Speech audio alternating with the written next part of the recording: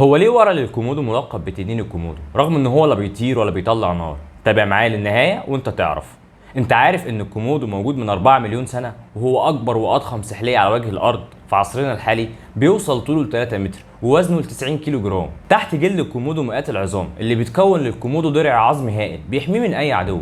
عنده 60 سنه وبيوصل طول السنه ل 2.5 سم، ودايما فمه لونه احمر، وده لان اللثه بتبقى مغطيه اسنانه اللي بتقطعها كل ما تلتهم فريسه. الكومودو بيقدر يشم ريحه الجيف او اي حيوان بيحتضر من على بعد 10 كيلو متر، لان حاسه الشم عنده قويه جدا. الكومودو بيفضل مستني فريسته لحد ما تقرب منه، ومره واحده هوب ينقض على فريسته. بياكل اي حاجه تيجي في وشه، خنازير، جاموس، غزلان، ده حتى بياكل صغير الكومودو لو ما لقاش اي حاجه تاني قدامه ياكلها. وبياكل لحد 60 كيلو جرام في المره الواحده. والكومودو عنده انبوب صغير تحت لسانه بيسمح له ان هو ياخد نفسه لو بيبلع حاجه كبيره سد فمه كله. انت عارف ان الطريشه من اخطر انواع التعابين السامه، وبيسموها ام جنيب لانها بتمشي على جنب واحد بس. الطريشه بتتلون بلون التربه المحيطه بيها، وليها عيون بارزه وقرنين فوق العيون. عندها قدره عجيبه انها بتقدر تضم جسمها زي السوسته وتقفز مره واحده، وبتقدر تقفز لعده امتار في الثانيه الواحده. بتدفن جسمها كله في الرمله، مفيش غير عينيها بس اللي بتظهر، وده علشان تفاجئ فريستها. سم الطريشه فيه ماده بتحرق، بتبقى عامله زي ميه النار، بتحرق الانسجه الملامسه لمكان العضه، وعلشان كده بيقطعوا الجزء المصاب.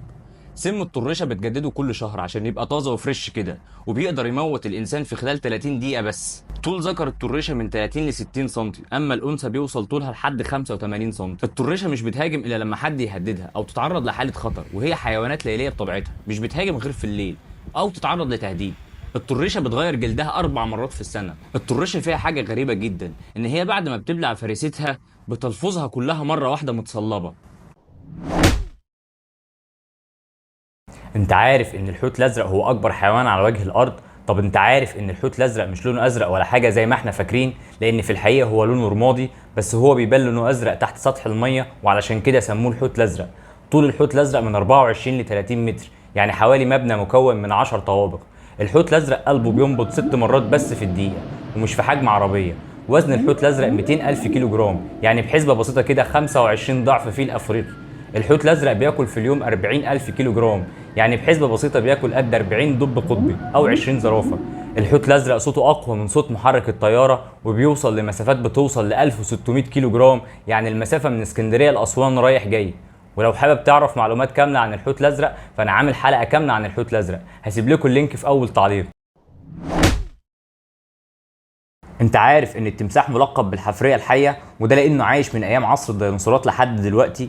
التمساح عنده 76 سنه و100 ناب كاملين متوزعين بالتساوي بين فكيه، وبيقدر يغير لحد 8000 سنه طول عمره.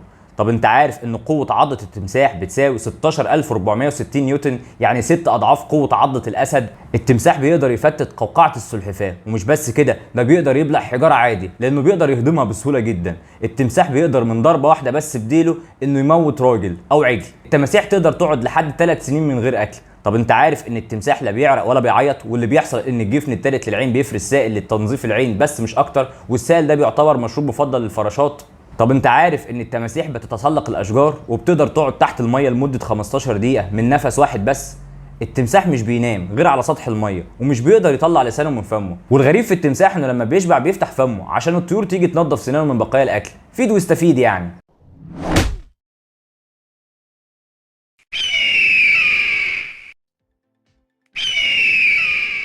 هو ليه سيدنا رسول الله اتخذ اسم طائر العقاب دون عن بقيه الكائنات الحيه اسما لرايته السوداء؟ اسمع للنهايه وانت تعرف. انت عارف ان طائر العقاب من الكائنات النادره اللي بتتصف بالكبرياء وعزه النفس؟ طب انت عارف ان طائر العقاب لو حلق للسماء ما يقدرش اي طائر تاني انه يطير في السماء او يتحرك على الارض حتى لو كان نسر، وعلشان كده اتلقب بملك الطيور بلا منازع. العقاب شبيه للصقر ولكن اقوى منه ب10 اضعاف. جناحه خفيف وسريع للطيران، بتوصل سرعته ل 240 كيلو متر في الساعه. نظره حاد جدا، بيقدر يشوف الاسماك من الميه من ارتفاع 40 متر. مش بياكل غير اللي اصطاده، ولازم تكون فريسته حيه، ومش بياكل غير لما يجوع، ولو كل مش بيشبع. استحاله طائر العقاب ياكل الجيف او الحشرات. والغريب في طائر العقاب انه بياكل الطيور ما عدا قلبها، وبياكل الحيات ما عدا رؤوسها. وافي جدا لزوجته، وبيعيش معاها العمر كله، وبيبني عشه في اعالي الجبال، وبيعيش لمده 150 سنه تقريبا. علشان كده ما نستغربش لما سيدنا رسول الله صلى الله عليه وسلم اتخذ العقاب اسما لرايته.